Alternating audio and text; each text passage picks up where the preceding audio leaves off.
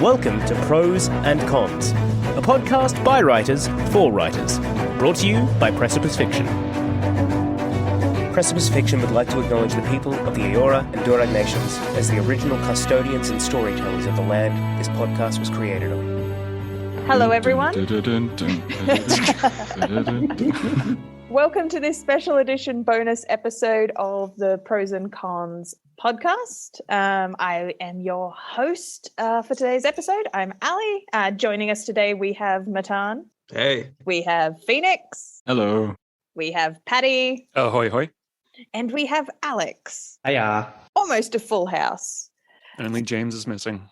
Only James has to work on a Tuesday. The reason this is a special bonus episode is because House of the Dragon episode 1 dropped, and if you've been a long time listener, you've probably heard us mention Game of Thrones and Song of Ice and Fire quite regularly as just something we're well versed in, something we are fans of. So when this was dropping, it seemed an excellent opportunity for us to fangirl about it and or tear it apart. That's what this reaction episode is for. We've tried very hard not to discuss it amongst ourselves until we're ready to dive into it. So rather than doing our usual round the table thing about what we've been watching this week, I'm just going to assume we've all watched the episode as our viewing. I did. Alex pulled an excellent face. Basically, my first question that I had for everyone was, tell us a little bit about what your personal relationship is to A Song of Ice and Fire, what your relationship is to the TV show, and kind of the level of hype and knowledge you've come into the House of the Dragon premiere at. So I'm going to throw it to you, Matan, for that. So when George Martin was young, he went to Israel, and I'm basically his bastard son. So that's the reveal. But it's not going to matter that for about 3 seconds. It's not going to have any effect on the rest of the podcast. I just put it there, and that's it. Jokes aside, man, I love Song of Ice and Fire. I loved Game of Thrones, the show. I'm one of the people that first watched the first season of Game of Thrones and thought, man, I should go and pick up these books. So that was a great experience. But Game of Thrones aside, I also really enjoyed Fire and Blood, the book I'm guessing House of the Dragon is based upon. Yeah, I love it. I enjoy it. I had my thoughts about the final seasons of Game of Thrones, but as a whole, it's a sweet and blessed memory. The whole thing as a whole. That's it. Was it too tainted for you? No, because, I know you know as well as anyone that making movies and TV shows is such difficult work. So I don't get upset when someone doesn't do well. I get disappointed, but I appreciate what was done well, which is a lot. It was a miss. Good attitude. Yeah, I actually agree with that. People got so outraged by the last episode, and it's not fair. They did the best they could, obviously. Yeah, I mean, if you're outraged and you're listening, then maybe we respect your outrage, and we were We do. We had feelings. You can add us. We'll take the free marketing. There we go. Paddy, what's your relationship with the books and original series? I started watching Game of Thrones. I had a friend who was like, you have to watch this. You must watch this. And I did, and it was intriguing. I'd never seen a big budget fantasy thing before, and I'm a massive fantasy fan. And it just kept getting better and better. Until, second to last season, there was nothing not to like. Every week, it was the highlight of my week. It was the highlight of my year whenever it came out. And also, everybody was watching it. Mm-hmm. I feel because I never watched the Olympics or anything like that. So I feel for the first time, I'm in connection with everybody else in the Western world. Not just the world who's watching this. It was huge. I have such fond memories of the show and everything around it. It was absolutely fantastic. That's so wholesome. I love this. It gave me wholesome feelings. It was just, Game of Thrones was the shit. React to the episode. Phoenix, what's your relationship with the books and or show? So I unfortunately did not read the books, but my partner did. So that doesn't really count for much here, but just a fun fact, she read the books. But no, I got started on the show. It was something one of my friends handed me She handed me the first 3 seasons on a flash drive, a legal flash drive. And should we be admitting to this? It's like an important part of Game of Thrones culture, I think, especially in Australia, is the relationship to pirating and how you actually get a hold of this material to consume no one has it. HBO. Who has Foxtel? That's right. In our defense, it's very hard to for get this the last episodes episode. in. I watched it on HBO Max. There you go. But I one day I was just like, all right, like let's see what I have on this flash drive. Adventure Time. I know he gave me Game of Thrones, so I was like, I finally popped it on, and I was like, oh my God, like shoot, this is like, I felt so at home immediately. I was like, I'm gonna fall so deep into this show, and I'm so here for it. I have 3 seasons right here.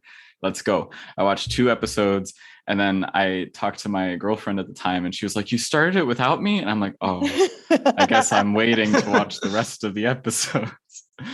But I loved the show very, very much, all the way up until season 6. I loved season 6.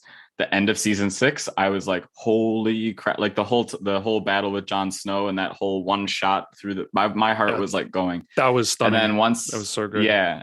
And then once I saw like the first episode of season 7, I was like, they lost it. Okay. And I knew immediately. I was like, all right, it's done. Season 6 was where I liked it, and I'm not really a fan. I see where this is going, and I'm not a fan anymore. And I was okay with that. But and then so going into this new series, I was a little bit skeptical. I had my bar low. Mm-hmm. And Alex, what's your relationship to the material? Yes. So I had a friend in high school who was a theater nerd. He was very, very excited about Game of Thrones, and it came out, and I think he was raving about it for a while. At some point, I caught on to it. And full disclosure here, like of all the persons in the podcast, I probably have the least tie with epic fantasy. It's just not really my yin. I do like it. I'm conversant with it, but it's not my main go-to thing. So. But I remember watching the first season of Game of Thrones and being like, holy fucking shit. Amazing. There's the political intrigue, and there's the romance, and there's like the, so I was just, I was blown away. I have a weird relationship with TV shows in which I'll watch a season, really enjoy it, and then not watch another one for like 3 years. So I actually only ever got up to about the 4th season, I think, which in retrospect I'm kind of glad about, because it good sounds place like to start. You guys seen that meme of like Game of Thrones as a horse, like drawn as a horse? And the first half of it is like beautifully drawn, and every like last bit's just a little stick figure. I stopped just at the point where it stopped being really well drawn. So I don't know. But I've also listened to audiobook to the first actual book. So I am also conversant with that, and I like that a lot. I haven't gone any further through it. I fully intend to, but so that's kind of my relationship to it. Awesome. And I'll dive into. There was a reason I put my hand up to host, and why I nearly threw down when Paddy suggested I don't host today. I have 2 pages of notes. I just love that comment. So cute. The notes sold it. I've been working on my notes to get my thoughts down. Basically, my love affair with Game of Thrones started in film school. So it was season 1 came out, and it was the thing. I was actually a little bit slow getting to it because, again, in Australia, if you didn't have Foxtel, you got to find other creative ways to watch it. And the moment I did start watching Game of Thrones, I'm like, this is the story I've been waiting my entire life for. Immediately then, after season 1, I needed to devour the entire book series, which I did between the gap of season 1 and season 2. So in that gap, I've read all the books, and it was... Wow. It was kind of before I transitioned to audiobooks as the way I consume most of my material these days. So I have this genuine love affair with reading the physical material and like all the dog-eared, torn up pages of the Yeah. books, like, because these books had to travel everywhere with me in their tomes, and so Ali, do you dog ear pages when you see something really cool in like the writing or the plot or something that you want to too, come back to? yeah. So I do they've the same just been thing. lovingly Matan, you're played shaking with. your head. I am because You're one of them. if you love the book, you'll remember the page number, all right? Yeah. Oh, I I'm in won't. Matan's camp here for Like sure. 40 Login dog pages ears. I'm for not the going week. to remember that. So my relationship with Patrick Rothfuss, Name of the Wind, I have two sets. I have the really pristine, pretty books I have not done that to, and then I have the ones that I've read to death and dog-eared the crap out of. So I actually have two different copies of I what I put did notes to on that. that. I actually put I notes with a wanted to pen underline on Rothfuss. shit. Yeah. You can underline. It's You can that good. underline. It's okay. It's that good. It's a book that makes you want to underline stuff. So anyway, I do have a very distinct memory of experiencing the Red Wedding in book form first. And it was like 1 a.m. in the morning where I'm just reading it. And then I'm like, I'm never going to sleep again. And my poor housemate was still awake playing like the Wii U or something. Wii, depending on what generation of console we're at, playing the Wii. And I've come out at 1 a.m. being like, I've had a moment and I'm not going to be able to explain it to you because it's spoilers, but I'm just trying to talk around what the Red Wedding has done to me emotionally and just unloading to him at like 1 a.m. in the morning on a uni night. And then I had to, 3 years later, the rest of the world had that moment. Yeah. And I got to be one of the smug assholes that's like, oh, the Red Wedding's coming up. That was my brother. I was watching the Red Wedding with my brother, and the asshole was just staring at me the whole episode, and I have no idea what the hell he wanted from me. I'm like, is there something in my teeth? Like, why is he looking at me so hard? And I started to get this creepy feeling that something bad's coming because he did the same when Ned Stark lost his head. But I had no idea like how bad it was going to be. But then I'm watching it being like adaptation choices. They've made some choices. And I love the intellectual exercise of, especially I'll say the first 4 seasons of Game of Thrones. I adore as some of the best television ever made. Just a very solid, fantastic adaptation with some very intelligent adaptation choices. And when they have made choices, you can usually you can follow the chain of thought as to how they've come to that decision. They've decided to do things differently. And I'm like, I can follow the logic and be like, I understand why you've made that creative decision. That's cool. And engaging with that exercise. After about kind of season 5 onwards, I started to see the red flags that they were doing things a little bit different. And I could no longer follow the logic as to why they were making those adaptive because choices. Disney. Was it Disney's fault? Yeah. Well, yeah, the writers all went over to Disney. They were like, Oh, "Is that they true?" wanted So we can go to Disney. I've heard that a lot, but I don't know. Is that actually went to true, work on though, or is Star that Wars. just something that everybody's I think saying? they were sick of it by then. They wanted a new job. They wanted to rush things, and then they didn't get the job Again, in the end though, because is that they did we such actually, a terrible do job. we actually know that, or is that just what everyone says about? It's very what popular happens? hearsay, and It is popular hearsay. I'm yet to hear a better reason as to Don't let the truth why get in the way of they the story. screwed Okay. the pooch so badly. Anyway, so it was one of these horrible slow breakups, but like it was a train wreck I couldn't look away from. So like my housemates had to put up with me being like, we're all sitting down to watch this as I watch it angrily, was my relationship with like the last 2 seasons or so. I had to consume it all, but I'll do it with my arms folded being like, what a terrible writing choice. So that was essentially my relationship with it. But I've cosplayed Daenerys. I was in deep, man. I'm a deep, deep fan. And I enjoy it as the cultural phenomenon that it was. And it is exciting that we're getting House of the Dragon now, because as you were saying, Paddy, we get to engage with this water cooler talk, event television that only comes around every so often in a lifetime. And I find that really cool. Can I just say, I'm really glad that it's, look, I don't know if it's being released differently on HBO Max, but I'm really glad that I went to binge and I was like, season 1, episode 1. Oh, that's all there is. I'm so happy with that. I love that form of consuming content. I love the forced limitation of like, no, you only get one. You only get one this week and you have to wait for the next week. I love that. I don't know And why. we're all going to be Yeah, me watching too. it at the same time. Like the world is going to be Great. watching it It's at the great. same time. It's just such a It's true. brilliant marketing choice too. Anyway, So it's going to be an exciting ride. Mhm. I was quietly optimistic for House of the Dragon. One, because it's a different creative team behind it. And they're living in the shadow of what happened to the end of the television show. So it's like you've got one job. And the one job's not to fuck it up. So I'm surely that creative pressure is there on the team to do well. And they know we're already seeing the stats come out that like this is like the most streamed episode, like a debut ever. Like it's already smashing records. The amount of people who did sit down to watch this thing I did not know that. is incredible. And it's just going to get.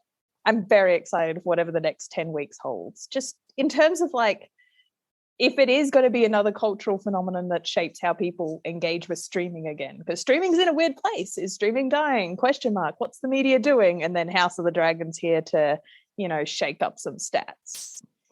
So, what is Fire and Blood is where I wanted to start. I won't spend too much time on it because I know only Matan can really talk to this. So Fire and Blood was the book George R.R.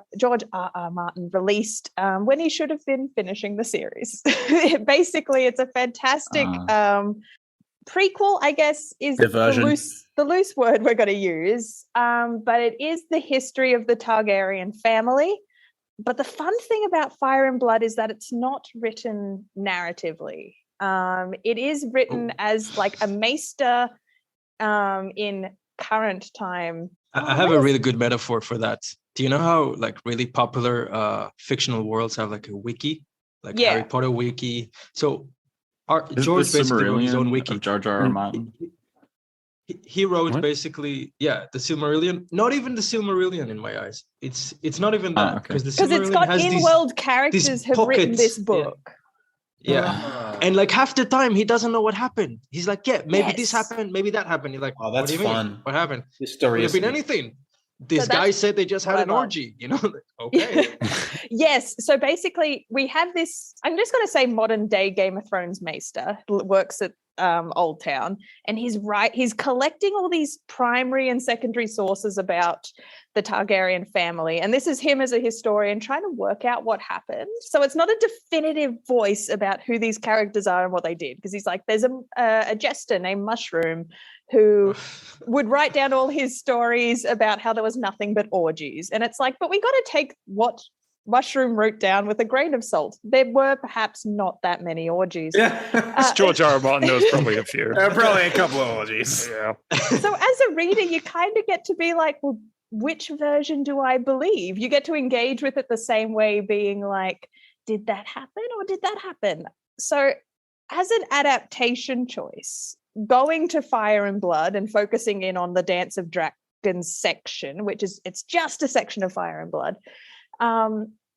as written material, as a show we're about to watch, these television writers have had to have made a definitive choice about what happens, which I'm kind of interested in as a creative and intellectual exercise, because Fire and Blood, George R. Martin gets to get away with being like, maybe this happened, maybe that happened, have some fun. I think he does a really good job, because there are a few main sources.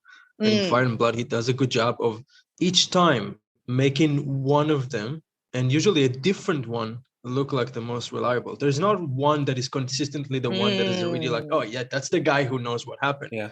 And each time it tells you, so this guy wasn't there, but he said this. Yeah. And if maybe you usually believe one of them, and suddenly it gives you like something that doesn't feel right, it kind of keeps you on your toes, because not one of them is always lying. Even Mushroom with his crazy orgy stories, you got to think to yourself that at least half the time he's not that far from the truth, right? Right. Orgies happen. No, that George R. Martin I'm is about a big. to buy this book. He's a really big history fan, right? Like even the Red Wedding is based on, I think, like something that happened between two Scottish clans. Isn't like a lot of Game of Thrones based on War of the Roses? Yes. Like if he's taking a lot of inspiration from history, and history, like you alluded to, Alex, is full of like, no one knows. This person's account says this. This person's account says this. Like it might not even be that Mushroom is lying. Like just Mushroom remembers the orgies because That's what he Mushroom focused on.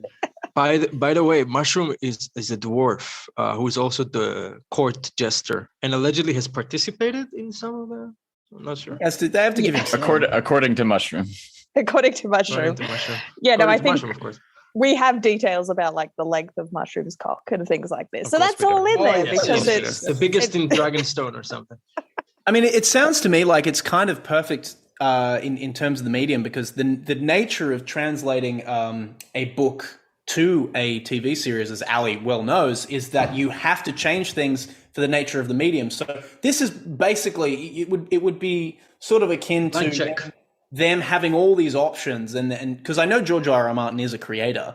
I'm not sure what. I literally Googled it and just looked at it and was like, yeah, he created it. He's part of it. So I'm like, right, fine. It's got his stamp of approval. So he is in on it somehow. I don't know to what extent he's writing it, but essentially the writers have been given this palette. It sounds like. Yeah. And then they're like, okay, you get to pick and choose, which is, as I said, the nature of screenwriting anyway. So I guess you just get to pick the most fun option, which is kind of a great thing, really. So yeah. Yes, I'm looking forward to it. For example, something I can think of that's going to come up. So again, I'm going to talk around spoilers and not actually give spoilers, but Christian Cole is introduced episode 1. Basically, he's the knight from Dawn who unseats Daemon Targaryen. And it's a little bit of an upset because it's Daemon Targaryen. He's this prestigious warlord at this point.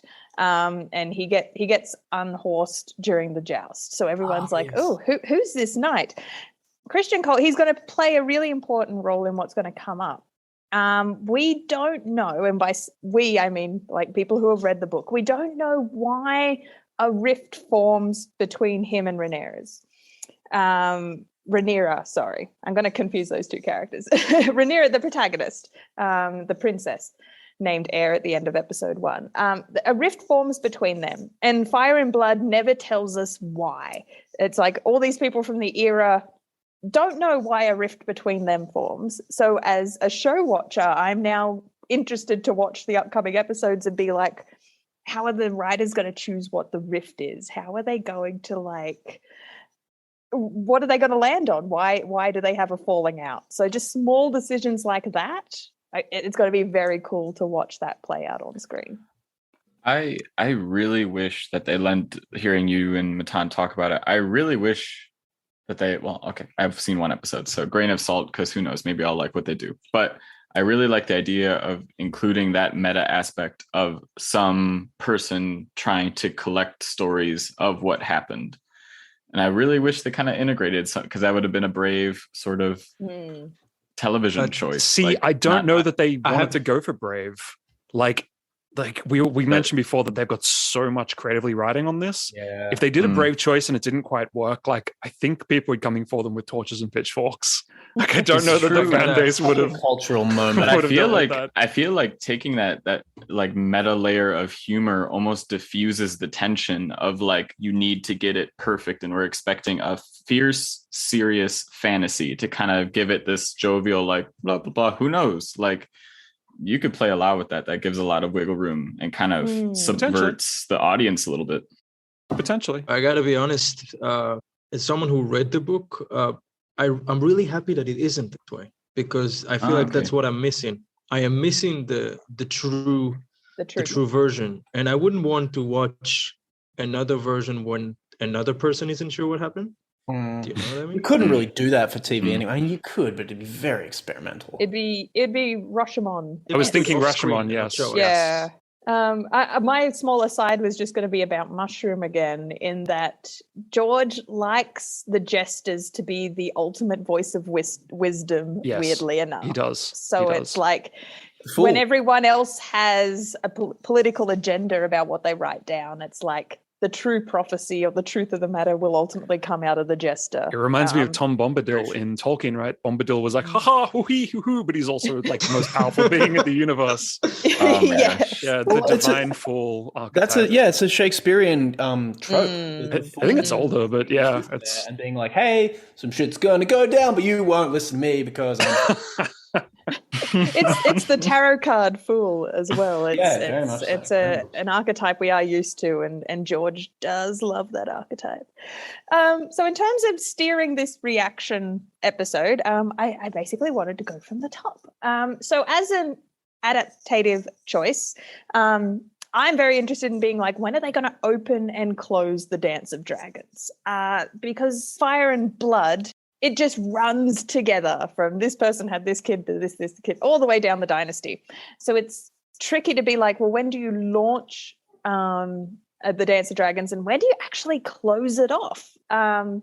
Because kind of, I guess, minor spoilers, it's not going to be a happy ending. We're watching Game of Thrones. We are ultimately watching a tragedy. So where exactly are you going to find kind of these end beats? Something I find the book does really well is even if this person ultimately has kind of an unsatisfying end, you keep reading because you want to be like, well, does their child stick around to like fuck shit up and avenge them? Like that's why we're watching the Starks, right? It's like, oh, well, this happened to Ned, but we want to see what the kids are going to do. And that's what draws you through again and again and again. It's what George does really well.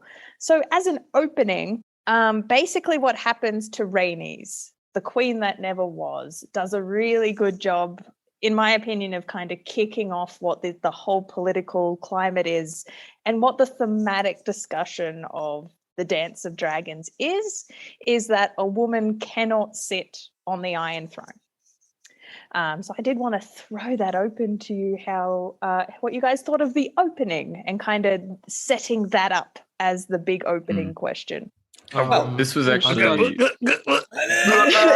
many opinions at once. We need a system for this. Paddy, go. Oh, okay, all right. Oh God, I don't remember what my point was anymore. Phoenix, you go. Shit. Well, this was actually one of my big questions because I felt like I was really curious for the people that read the book, and I am going to read the book now. I might go out and buy it tomorrow. I really want to see if they had the same tone of like, because to me, it felt like the show went really hard into here women aren't given a free go and we're very clearly not supporting this. And to me, it felt like the TV directors trying to just appease audiences because it's a very easy way to get people on your side by, I felt that. Obviously, it's the political stream that, all of us are here for. So it's like, we'll also show this because it's an easy plot to, one would assume and hope. But it's an easy plot to win people over on. So I was wondering if that was just the TV directors or if that was in the book as well and actually baked into the plot. Yep. Like that. Absolutely. So it sounds like it kind of is. No, I think it does. So we know George can write really complex and great female characters. And so Dance of Dragons happens towards the back end of Flood and Fire. So we get an excellent showing of fantastic female characters for the start across the whole dynasty, but just none, they've all been the queens, they've all been the consort, they've all been around. That's a weird way to phrase it. Around the main kind of seat of power, I guess. And so Dance of Dragons is where that finally culminates, I feel like, finally challenging that question. So it feels earned. It feels earned that Dance of Dragons is the crux of like, well, due to the succession and, inbred Targaryens struggling to have babies, it's hard when you're that inbred. We've only got female heirs. Can we put a woman on the throne and kind of the war that's got to follow from this? Did you feel the same way, Matan, that this question and theme does feel earned by the time we get to Dance of Dragons? I gotta be honest, I do feel it is. I feel like they touch it really well. And I'm just gonna pretend for a second that I just watched the episode. And in that terms, as an opening scene, I thought it was great because it set the stakes. It introduced the key players, at least a lot of them, not all of them. And I really like the little touches in their expressions, the settings. Like I couldn't actually say this is the bad guy, this is the good guy. I saw a family. I saw winners and losers. Even one of my favorite things is watching Viserys react to being named king. His reaction when he is knows like he's the lesser as well. Yeah, and it's like a man who won a trial. It's not a man who won a kingdom. And I just loved it because it felt so real. and it paints the character. And the other side, you got Corys Valerian and his wife, the queen that never was, and their reaction is also human. And I thought that was a good way to start, because they even said so. I think the writers, this is a family drama, and it does feel almost like a bunch of kids sitting in a lawyer talking about inheritance, who's going to get the flat, right? Yeah. And like, okay, so your sister-in-law looks at you like, yeah, okay, you got the flat, let's move on with our lives. And that's touch I really liked about the opening scene. I see what you're saying, Phoenix, though, that without this context, that this is kind of the culmination of this thematic, that it might feel like pandering to a modern audience, that it's like, cool, this whole plot is going to be just about, women in power. I can appreciate that, how you can, coming in cold, you might feel that. It's nice to hear that that's not exactly what's going on, and it sounds like it's deeper laced in with the plot than what I had initially thought. I felt like it was. That's very cool. Can I jump in there just on a slightly related issue? I might be jumping ahead a little bit, but something I saw recently on TikTok, where, as you guys know, I've been spending a lot of time, is someone brought up the idea that there's not a lot of women in sort of high fantasy, epic fantasy these days that are portrayed as I'm trying to think of how to phrase it, like not battle ready, let's say. Like, there are very few female protagonists I can think of that are like not Joan of Arc sort of vibes. Like, one that I can think of is actually Sansa Stark, which I think has done really well, and her journey has done very well. But one thing I noticed about was it Rhaenys? I'm struggling. The protagonist, the young one? Protagonist, yeah. Rhaenyra. Yeah. Like, one thing I did click on was the mum being like, our battlefield is the bedroom, is the marital bed, and she's like, but I want to be a warrior. And I was kind of like, that's a pretty easy hook to bite on, like an easy dichotomy. It felt like, look, I don't know where that's going to go, but it did feel pretty like, okay, all right. I felt like we know this story before. Now that might be taken in an interesting direction, but just pertaining to the discussion that we were just having there, it did feel like an easy hook to bite on there. Did anyone else feel that at all? Or? I did. I kept comparing it to, in my mind, I actually, and this isn't like fully fair, but I guess, I don't know, I kept comparing it to Game of Thrones episode 1, just less from like a story comparison and more from like a direction, a way to take things, a way to set a stage, a way to set a story. So it was like, to me, it's like, if you look at this new show and kind of look at it as though you're reading a sacred text, where you're kind of where the premise is, all right, let's say everything here is true and needs to be taken as truth, then you can find reason within it, and you can find, like, you can agree with things. And that's kind of the sacred text practice, is like, if you look at it and you just assume that it's all intentional, then it's like, okay, I can find why it works, then that's fine. But if you look at it from a pure, like, the directors could have made anything, was it a good choice?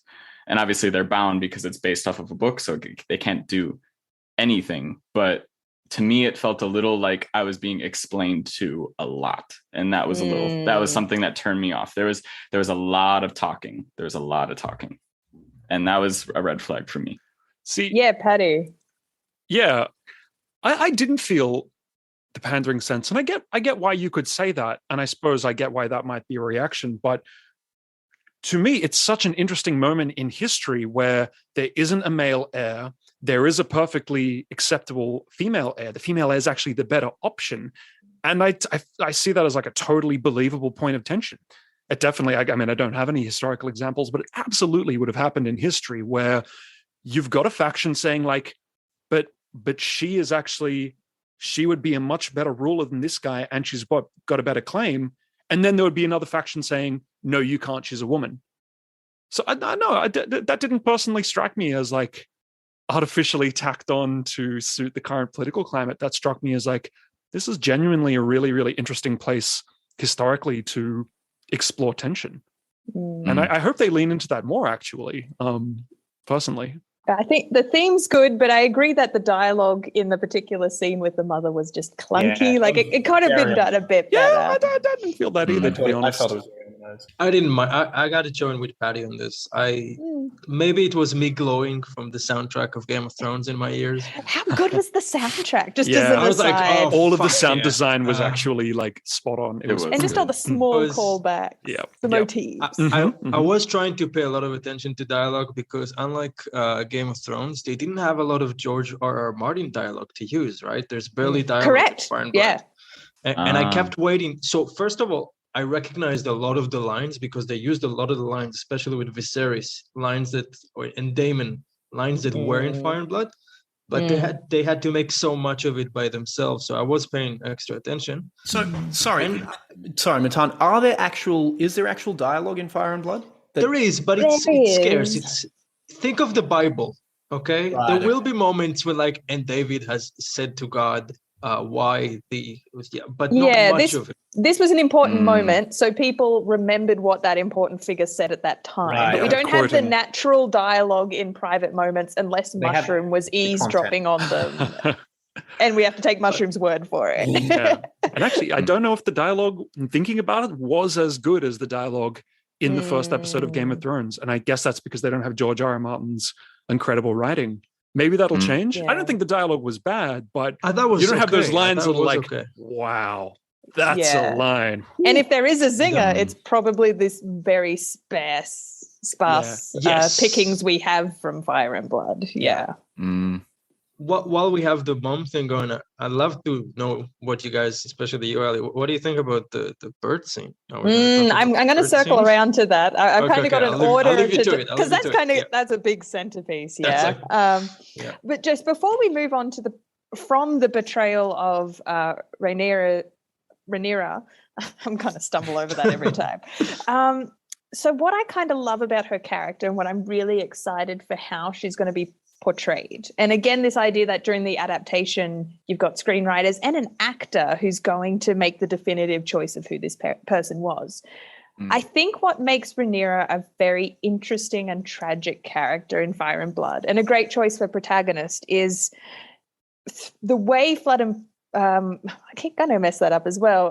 Fire and Blood is told it's through 4 different male lenses. Very purposefully, she's only portrayed through, here are the 4 people who wrote primary sources at the time, and here's now the male historian drawing conclusions on her. So we never actually know who she is. She's only ever portrayed through this cloud of the historian's gaze, all these male gazes. And as a fun fact, I was just reading her wiki, and these are what she's kind of known as through history. She's initially known as the Realm's Delight. And I'm pretty sure they threw that into episode 1. I do recall hearing that, where someone's like, oh, there's Rhaenyra, the princess, the Realm's Delight. Later, she's known as the Whore of Dragonstone. Later, she's King Maegor with tits, the Half-Year Queen, Rhaenyra the Pretender, Queen Rhaenyra, the Dragon Queen, the Bitch Queen. Oh, wow. So it's this incredible gendered language gets attached to Rhaenyra and this lens. And that's how she's only ever known by everyone else. So Sounds about right. Yeah, and that's as through history, that's our relationship with history. Martin's doing a great job there. So I just wanted to ask you guys your impressions of her as a character now that she's going to be solidified as a character as we get to engage with as an audience, rather than this kind of nebulous, tragic figure that she is at arm's length from Fire and Blood. She didn't actually, to be honest, I didn't think she was a poor character, but she didn't jump out to me. And maybe that's the actress. And again, I don't think there was anything wrong with the actress in her role, but she didn't like grab me as like, wow, now this is a character to watch. She was fine, but that might be the point. Yeah, I think I so. don't know if she's going to be the main character. If you think about Sansa in episode 1 of Game of Thrones, even Sansa, I don't know, she had something to maybe go like, well, that's an interesting character. Everybody hated her. Yeah, that's true. You hated Sansa in episode. Well, maybe. To be honest, I thought every actor was kind of overshadowed by Matt Smith, frankly. So, because I thought he was effing brilliant. Let's talk about him. We will Sorry. circle the back. That's to okay. this. So yeah, that was my impression. Again, It's like, I don't okay, want to cool, bury she's the fine. female protagonist as No, we no, no. phonetically talk Sorry. about Anyway, burying our that was female my protagonist. That's too ironic. Did any of you guys think like, wow, this is amazing protagonist? I loved her. I absolutely loved her. All right. I thought, but that's the thing. I love her because I know what the character is destined to. And I'm like, oh yeah, she's gonna do fine. She's gonna be great for that. But I do understand there's another actress. Is that right? For the We're adult about to get a here? time skip for What? episode 2. Are we gonna She's- keep this one? she's- No, they get her and Ah. Alicent are about to get recast. Because I really like it. That's interesting. That's a. Yeah, I liked the casting a lot. Like I thought they got someone. I like the look of the person. I like it wasn't. I don't know. She has really interesting like facial features and stuff, and I was like, oh, like I like this person. Like she feels like a different textured person that they got. Yeah, so I like the casting. Same as Paddy, she didn't like jump out to me. If anything, I was like, she seems really cool, and I'm kind of in a way a little bit jealous of her just because I think she's cool. And you want to be riding but a as a dragon. result, I didn't feel like I needed to really like follow her. I'm like, she felt like the cool kid. Like anytime she came in, I was just like, oh, you're fine, like you're cool, like everyone, you're just the cool person, like everyone likes you. I kind of agree with you, Paddy. I found her a little underwhelming. But it is my intuition that that's almost the point of her character, is that she's sort of at this point almost like a dark horse that we're like, oh yeah, she's a protagonist, whatever. And I think the fact that if she is unremarkable now will lend a lot to her journey. Now, I don't know how good the actress is. I didn't really get a sense of what she can do or what she can't do. It seemed like it was all pretty underplayed. Again, the dialogue I think could have been workshopped a little more. I think maybe the fact that it is just a fairly blank slate at this point, and that's not a bad thing or a good thing, can maybe lend it to some more extremes later. So that was the impression I got. Yeah, that's what I'm excited for. I think she's meant to be quite young in the book. Like, and we're talking like 7 years old. They've made her 16-ish is what we saw in episode 1. So they've had classic YA protagonist age. Yeah, but that's Martin. Yes, Martin writes them very young. Sometimes he writes a scene and he describes this romantic, like, for lack of better words, shagging, and then you flip back a few pages. Wasn't she like 11? And okay, different times, right, man. I guess different times. He wrote it. She's 13, man. But like princesses were like married off at 8 and stuff. You know, it's not historically. I know I keep coming back to history, but like that's what happened. It was a brutal time and it was a different time, and so anytime that Matan does something like that, I'm like, okay, I buy that. All right. I mean, we forgave him for the incest, so we might as well. Yeah, that happened as well. Let him get away with everything else. This is all historically shit that happened, man. Yeah, he just like, you know, he does something and like people get outraged, and then he's just like, just read the text. Like it's all just holding up the mirror, man. Yeah, well, you know, kind of is. I find it refreshing, to be honest, when he does some really shocking stuff, because, like, that is real. And I don't know why we shy away. Well, I do know why we shy away from that. But. So I will move the topic on, but I am very excited for her arc, because it is going to be this excellent story that we have seen with Daenerys, that we have seen with Sansa Stark. It's kind of the innocent girl, I suppose, and what the world is about to do to her, and then what the character has to become to survive it. Like, it's classic Game of Thrones. We know that trajectory, and we're excited to see it. And if you do Google like fan art of Rhaenyra, it's very interesting, because she's not that typical warrior dragon queen that dialogue kind of hinted at. Kind of like later in life, she, like, her detractors like similar to today's celebrity culture. Like, she gets called frumpy, and like she's the frumpy queen, and that people are like, that's not a sexy dragon rider warrior type. And again, she never quite fits the mold of what she's meant to be and supposed to be, and that's kind of refreshing. And I'm interested to see how they lean into that. They probably won't. I think they'll make. Or do they still need their sexy Targaryen? I think they will. wig? Unfortunately, I would love it if they had a frumpy female lead, but I don't think that's going to happen. That's not how TV works. I have to say, I think that George R.R. Martin is the master of appropriate diversification. Like he'll do it in a way that doesn't feel phoned in, doesn't feel inserted. It just feels natural. The way he will depict characters just all across the diversity spectrum. I just think it's a masterclass. All right. So moving the conversation on to Matt Smith. Was he in that? What? What have they done? Gotcha. What have they done to my doctor? No, I'm so happy with him. What do you mean? I'm so happy with this guy. Yeah, man, I thought he was fantastic. I was terrified when they cast him. I was not toxic about it. I was like, oh, it's gonna suck. I was like, what? Okay, if you say so. I want to have the two-part reaction here where Matan and I kind of talk about Daemon Targaryen, and then the three reactions of how you just came at him blank in this episode 1. Because I was similar, where it's kind of, so Daemon Targaryen, he's meant to be a warlord. Everyone keeps whispering he's the second Maegor. He's meant to be this terrifying, battle-hardened character, and then we get told that he's going to be played by Matt Smith. So what is your reaction when you hear that, Matan? I just want to explain the timeline, because I knew Matt Smith is on the show because I only recently read Fire and Blood. I just didn't know what character he is, and then I go on IMDb. I'm like, oh, I wonder who Matt Smith is. Daemon? Daemon? I didn't get it live. Like everybody else got it, because obviously I knew he's on the show when I got the book. I just had no idea. Like, okay, I guess he's gonna do one of the Valerians or something.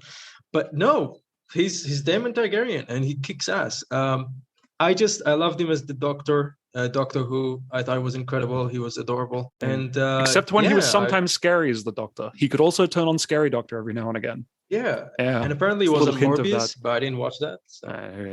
So without the context of who Daemon Targaryen is meant to be, how did you guys come in fresh at watching Matt Smith walk around in a blonde wig?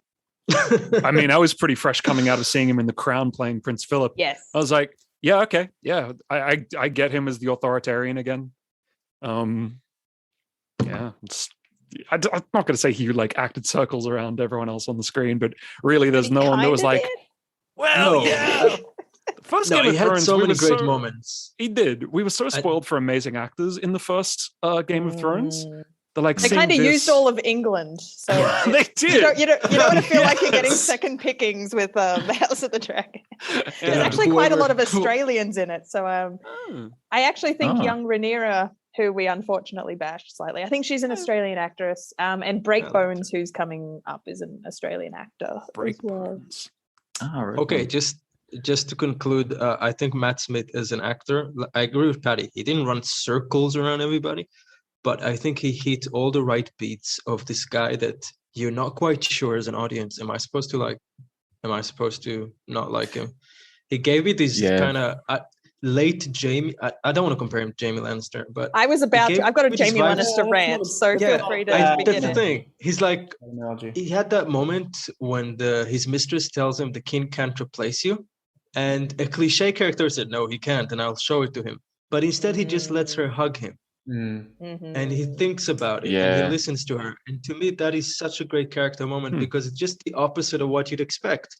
And even when he kind of schemes, he never makes any sign like, oh, I want to kill my brother. He never says that. He never gives that vibe, at least in the first episode. He's like, I love my brother. I want to be his hand. I want him to be his hair. I don't want to replace my brother. I want to help him. Maybe you don't believe him, but I really like that vibe as a character because it makes him harder to read, harder to like or dislike. But yes, that's it. A more believable villain as well, right? He's not just like he's got is he the villain?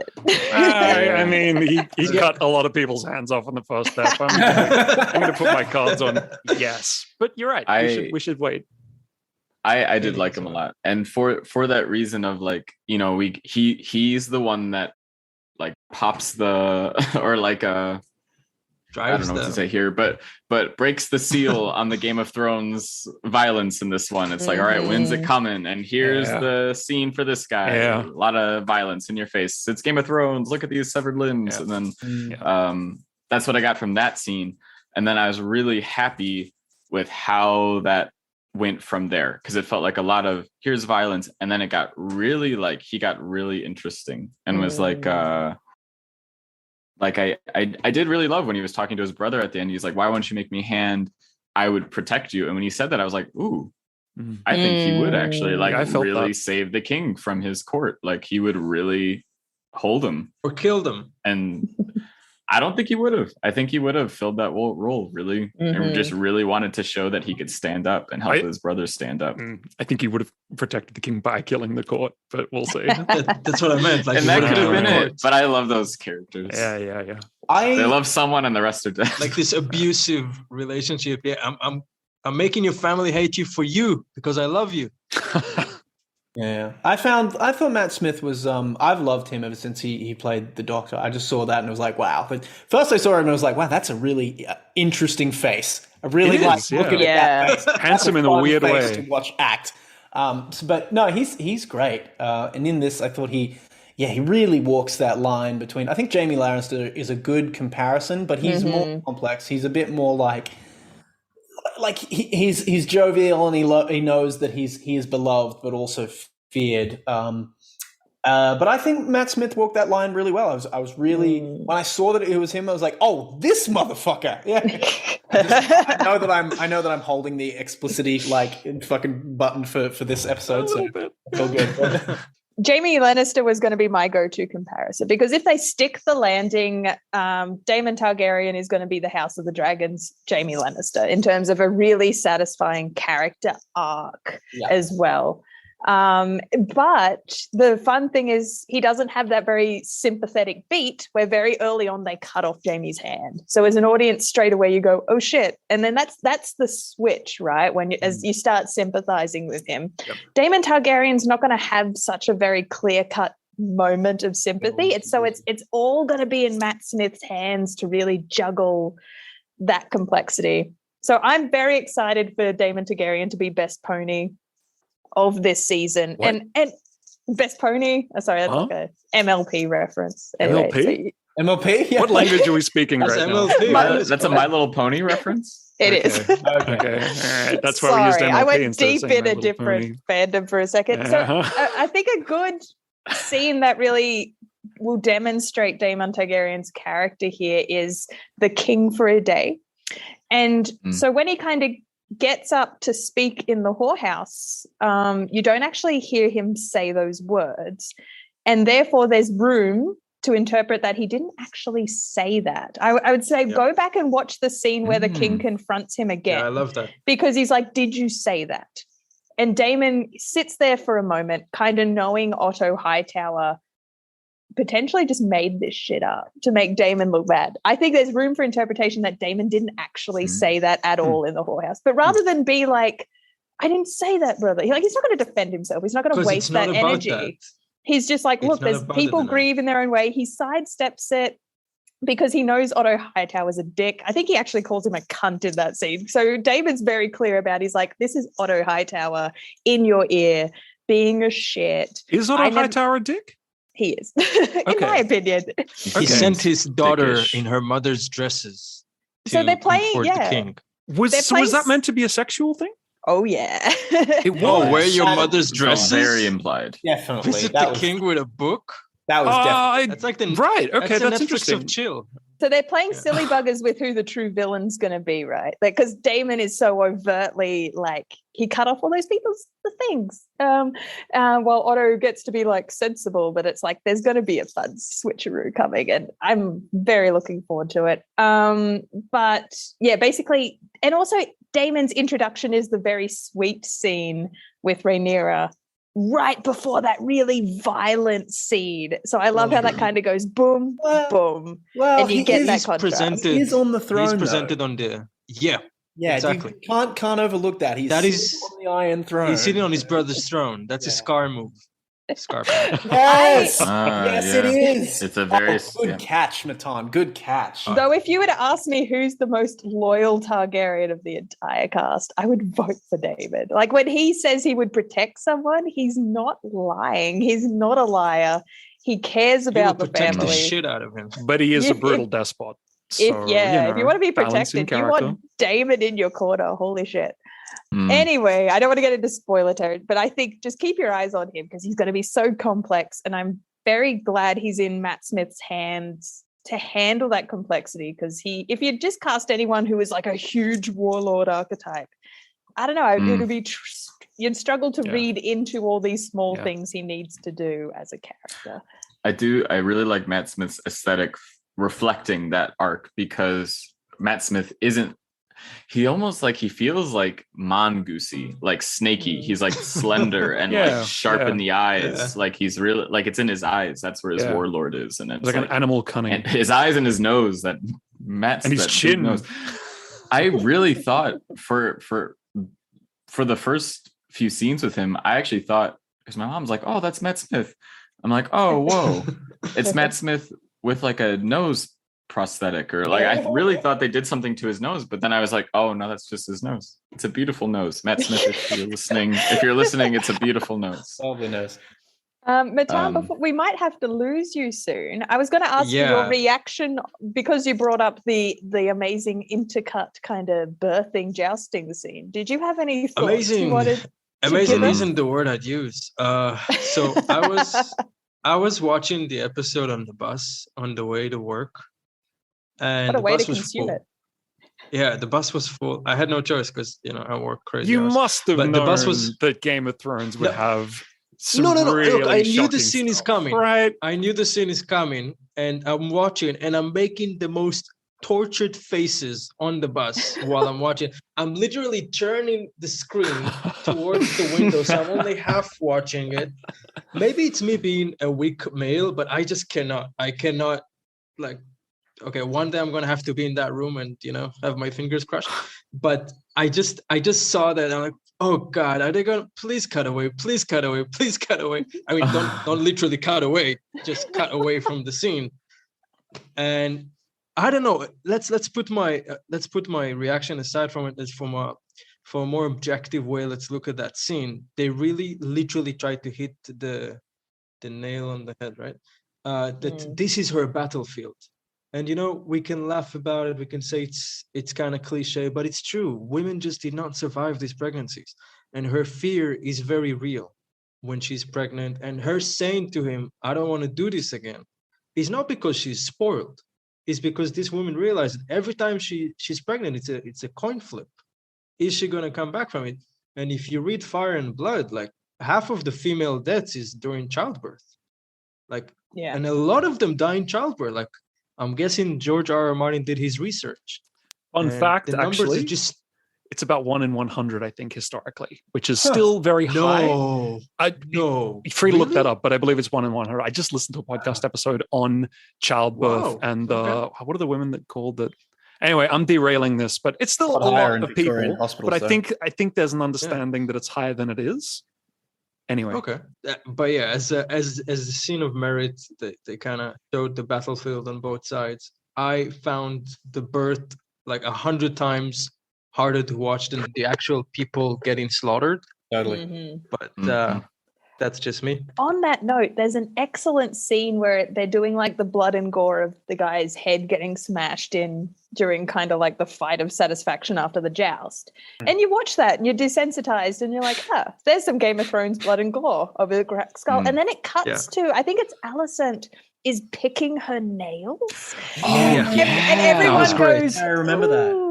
That was next level. It's suddenly like the trauma. So it's like there's the stylized violence, but then there's the implied trauma that that it's having. And that I thought that was such a magnificent shot. Just the nail picking was the squeamish moment rather than the head getting that set a tone. That was that set a dark tone really well. Like oh my gosh. Yeah, I forgot about that.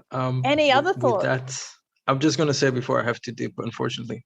I did enjoy the first episode. I am quite looking forward to the next one, and I'm coming into this with a just a blank.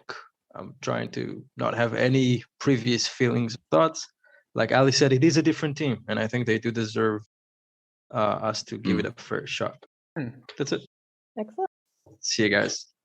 See you. All right, Adios, we're Matan. losing Matan from the podcast, but we'll With regards to the, I'd like to talk about the king. I'm sorry, I'm really bad with the names. What's the king's name? Like, it was Viserys, right? Yeah, it's Viserys. Viserys. Yeah, I really liked his portrayal, just as this sort of almost scholar king. Like, as we've discussed at the beginning, when the coronation with the I'm trying to think, when he was named heir, essentially, he had just had this very accepting sort of nature when he did it. But I think the thing that really brought it home to me was when Alicent goes into his chambers and you see that he's just got a big friggin' set of miniatures. He's just a big nerd.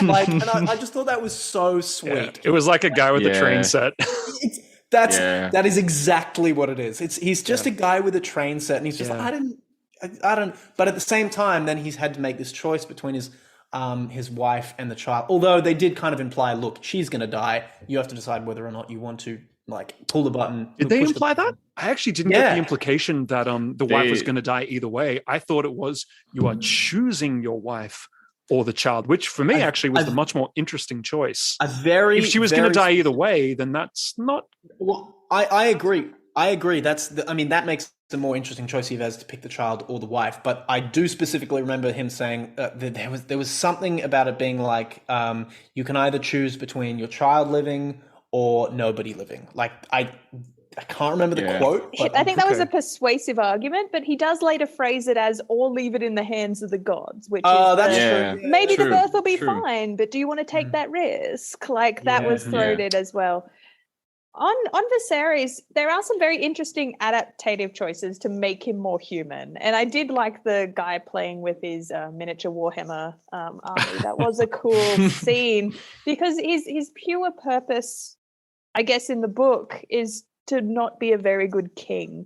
He was just like, as an archetype, is meant to exist as the worst, not as good choice when against Rhaenyra's the queen that never was. And he's just meant to be like a little bit weak, a little bit fumbling. So when he is overshadowed by the domineering personality of his younger brother, he is able to be pushed around slightly by the council. That's true. So it is interesting that he does come across as likable because the archetype isn't necessarily likable. Yeah, he definitely seemed likable to me. He seemed like a normal man doing the best that he could with what he'd been given. That's the impression that I got. At first I was actually a little disappointed by the character choice just because he didn't have that amazing gravitas. But as the episode wore on and I got to see who he was meant to be, and actually since this conversation, I'm thinking that, lack of gravitas is kind of the point. He's not a born king. He fell into it because he happened to be male. Yeah. Least bad. Least bad. This is a spoiler question. But this whole episode, spoilers, whatever. So the decision at the end that the king makes to name Rhaenyra the heir, which that was a really cool moment for me. I'm like, ooh, we're like flipping the script. Like the king is just saying, fuck it, we're doing it. Like you're the heir. Like I'm just doing it. Was that in the book? Was that meant to be sort of a very defining moment for that king character, being the fumbling, can be pushed around, can be overshadowed, and here he is just making a decision? That's interesting. I have a lot to say about that one scene in particular. I'm going to save that for the end of this podcast. But for me, that's always just a decision of love, in that we've got a character who's not very good at playing the political game. So like he was trying to do what they said, being like, I'll wait for a male heir, that'll stop all this talk and potential war and me having to make an uncomfortable conversation with my brother. So for him, Rhaenyra is around. She's the cupbearer. She's informed. She knows how the politics works. And just at the end of the day, it's like, this is my firstborn child. I do genuinely love my daughter. So for me, when I'm looking back on that, I'm like, he makes the decision just because he loves her. It's not really like a tactful or a growing a spine moment. Though now that you've said that, I kind of like that interpretation, though. That's kind of cool. But also, they I feel like one of the takeaways meant to get from the episode is that Damon would have been a brutal king. And I think obviously he loves his daughter and he thinks she's capable, but also it's like anyone but that guy. Yeah, right? Yes. Yeah. I feel like it kind of was almost standing up to him, and like what you said, Alex, like this is kind of his moment to, if I'm going to do one good thing, it's to make sure the next heir is the right one. Yeah. And I think everyone agrees except Damon that it should not be Damon. Well, I don't know. Weren't there some council members that were actually like, well, Damon is clearly the correct role? So. I think they're just because they're like, we can't upend tradition. Do you want another war? Yeah, maybe. Jesus. Maybe. Yeah, I do. But people like a strong man, right?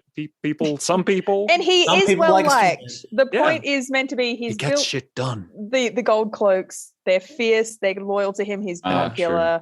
Yeah, Like that was- there's- yeah. With the gold cloaks, when I first saw that, I was like, is this a Baratheon thing? Like, what's going on here? And then I was like, oh no. As the city watch, he built. Yeah. Yeah, no, I got that after they described it. But like initially, I was like, are they being invaded? Like,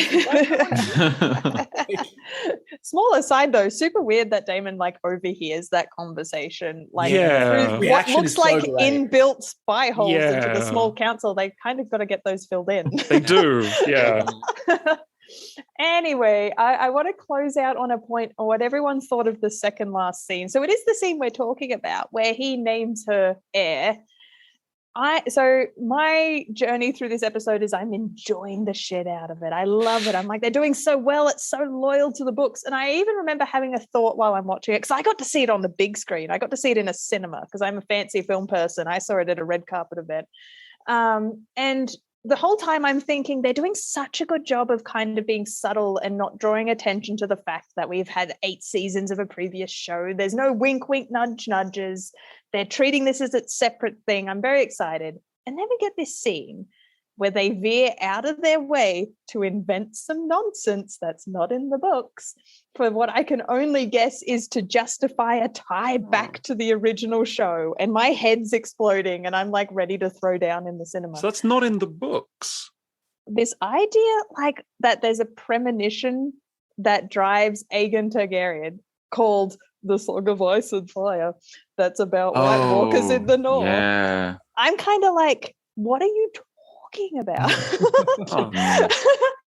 And this idea that a Targaryen must be on the throne to defeat this winter that's coming. I'm like, in 200 years? Yeah, it's a I'm long like- prophecy. You know, they're looking forward to the future. it stood out to me like such a sore thumb. So I wanted to ask if you guys had any weird knee-jerk reactions listening to that scene at all. I feel like it felt a little. There was a lot of information coming at once.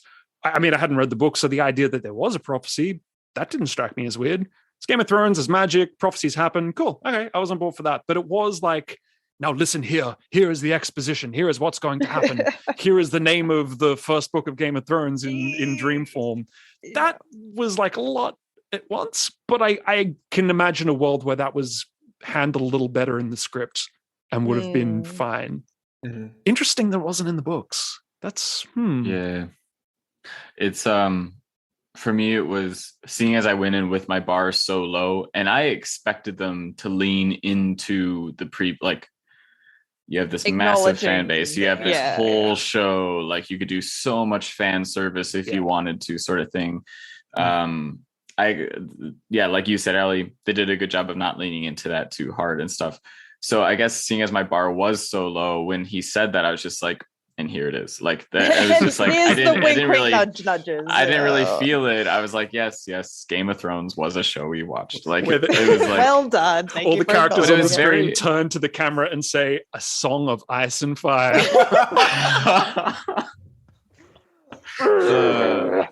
Yeah. It was very it's like in The Hobbit when they're like, they're talking to Legolas and he's like, I've just heard tell of a ranger and blah blah blah that you should really check out. And it's just like, just so we can put the name Aragorn in the audience's heads, just so they could have that.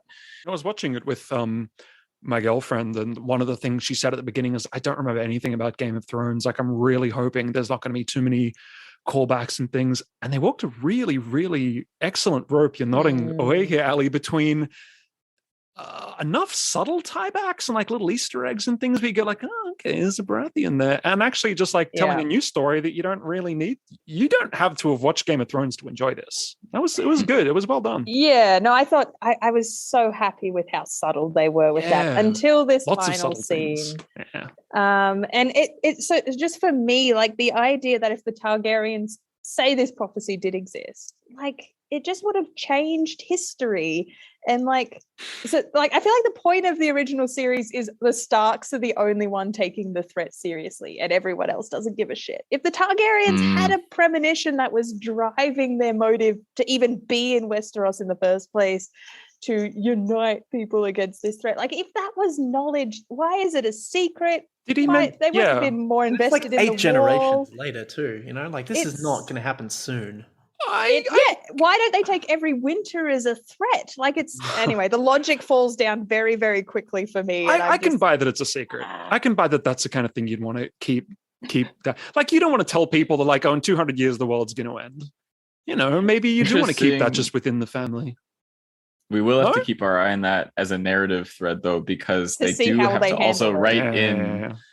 They have to write in a reason for that secret to not make it to Daenerys, like it needs to end in the line somewhere, like somewhere. And maybe they're going to have it end with Rhaenyra, like maybe it dies with Rhaenyra, because I'm just for me it makes her character less complex if suddenly she's a protagonist driven by destiny and a premonition when just be a character driven by, no, this is the thing I'm trying to protect, my inheritance, I'm the better ruler, that's why I'm going to fight for it. Like that is such a human wonderful motive rather than our typical high fantasy motivation of I'm driven by a premonition to stop ice zombies.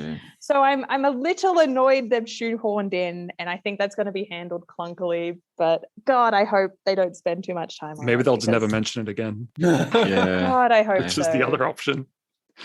Yeah, I hope she just is able to exist as a complex character without this motivating her, but we shall see. Any final thoughts before I wrap up our reaction episode to House of the Dragon? I have one. Yes. Do you think, and listeners, you can play at home, do you think the dragons would, if you were going into this completely blank, have not seen Game of Thrones, have not read any of the books, do you think the dragons would have nearly the same effect if we didn't have the satisfaction of seeing how much of a powerhouse and a trump card dragons are in Game of Thrones? Because that really brings a lot of weight to the introduction of, we have 10 adult dragons in our military, and the fact that like they said a lot by having the dragon fly over in the first scene and nobody on the ground even looked up. It's like, oh, they're very common here. Like that says a lot. But it says a lot because if you know what was the deal in Game of Thrones. They really, so that was one thing I was wondering. Dragons as nukes. They really were like, we got dragons. We win. We have dragons. And I was like, okay, That's the things we're at the English essay on, isn't it? That's dragons as nuclear weapons. Yes. Yeah. No, it is very interesting because it is happening in the shadow of Balerion. The Dread has just died. Yeah. And that's meant to be the nuke. That dragon is the big dragon. So now they've all got their smaller dragons are all spread around the wider family. And that's if Balerion was still alive, you can kind of see how the story that's about to unfold wouldn't have unfolded. But because they've only got their smaller adult dragons on both sides of the family. Phoenix, I actually think slightly the opposite. I don't know because I haven't seen it the other way around, but I think almost I have a little bit of dragon fatigue. Seeing so much of the dragons in Game of Thrones made me go, okay, cool, dragons. Whereas if I just like, oh my God, there's dragons in this, I think they might have had more impact. But it's impossible to say. House of the Dragons, in fairness. I do appreciate what you're saying, Phoenix. Okay. That's a good point. Yeah. Like, we know what a dragon can do. Yeah. Yeah, true. And you like watch them grow up with Daenerys. But anyway, they kind of cover it by saying the whole like the one of our power, like some of the power we hold over the world is that the world thinks we control the dragons, but in reality we don't. Yeah, it's that like was that shows moment. They do give the fact that dragons are this big force. They paint that. I've got opinions about that line as well.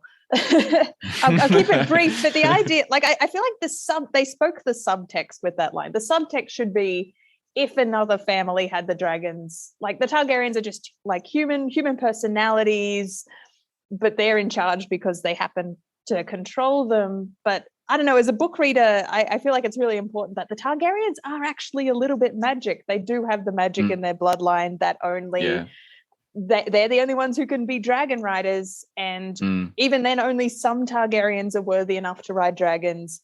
The book is full of just Targaryens who have been eaten by dragons across the centuries because they're not worthy to be dragon riders. And that hint of magic that was seeded into episode 1, that Viserys is sitting on the throne and the throne has cut him, and now he has all these oozing sores. I remember that, yeah. Like, only a worthy person can sit on the Iron Throne, and that's a very subtle kind of magic we need to pay attention to.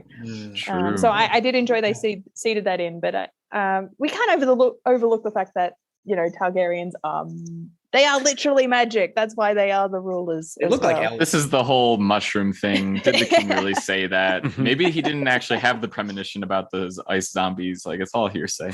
I thought it raised the stakes, actually, when we heard that, like, you know what, just between you and me, we don't have control. I was like, oh, damn. For me, that was it. It made dragons much more scary, and the whole thing, like, much more, things could go south at any moment. But I haven't read the books, so. Yeah. It's an interesting adaptation choice, and I do love how you watch it and you're like, no, that's a cool creative choice, while I'm sitting here as one of these book nerds who's outraged just because it's different. Tells a different kind of story. Anyway, thank you so much for joining us for this reaction episode. I'm pretty sure we've gone over our hour. Paddy and Alex, I wanted to throw it over to you for a little bit of spruiking our own shit to kind of Alex, you can end kick the this episode. I will. Hang on, just give me 1 second. I think I brought it up. No, I might not have, because I don't think I've been on a podcast since, but I just put out this book. It's called Golden Hour, and it is a collection of short stories. It's quite small. It's about 20,000 words, which equals about like 80 pages or something. But yeah, I have been writing these over the last couple of years, and I've just put it out. You can find it at my website, which is www.areldridge.com. And there's the link to the books there, paperback or ebook. It's in Kindle as well. So yeah, there's that. Also, you can find me on TikTok at Eldridge author. So. And it's available on Amazon. It is available. Yes. Very Check cool. it out. There are some excellent stories in there. I've read some of them, and I can attest that they are very spooky horror. It's excellent. Thank you. I'm going to spook Metropius, which is going to be a feature film soon, Ali. Is that right? Well, yeah. No, it looks like on the down low, I've got the commission December, January to write the feature script Holy for crap. it. So Holy crap, you got it. It's in the pipeline. Metropius is a diesel punk. Gosh. A diesel punk, what would you say, thriller set in an unspecified time, perhaps in the future, full of intrigue and political machinations and who is the real villain. And I've got the t-shirt on right now. You can see like this fantastic art. We've got t-shirts. I mean, no one who's listening to this will be able to see, but just imagine a fantastic kind of stormtroopery looking dude. It's a graphic novel. It's a short animated film. It's amazing. Ali is the writer. We're all very proud of her. And check it out. Metropius is really cool. Thank you for the shout out, Paddy. Congratulations. Australia. That's amazing you got the feature. Yeah. That's so cool. That's so awesome. Yeah, like obviously they've still got to secure the funding to make it, but they're confident enough that, you know, they want a script. They've greenlit the script. So gonna write the feature script for it, and that's the direction. And across the year we'll be putting out, so issue 1 of the comics out now. We'll be doing 2, 3, 4, and then compiling it into a graphic novel with like art from the animation behind the scenes art. So it's going to be a nice little coffee table piece graphic novel. The art is beautiful as well. It's really very nicely beautiful. drawn. So that one's called Metropius. If anyone's Googling that one. But yes, thank you so much for joining us, Phoenix, Paddy, Alex. This has been a special one-off reaction episode of Pros and Cons. And we'll see you all again next week. Bye-bye. Bye. Bye.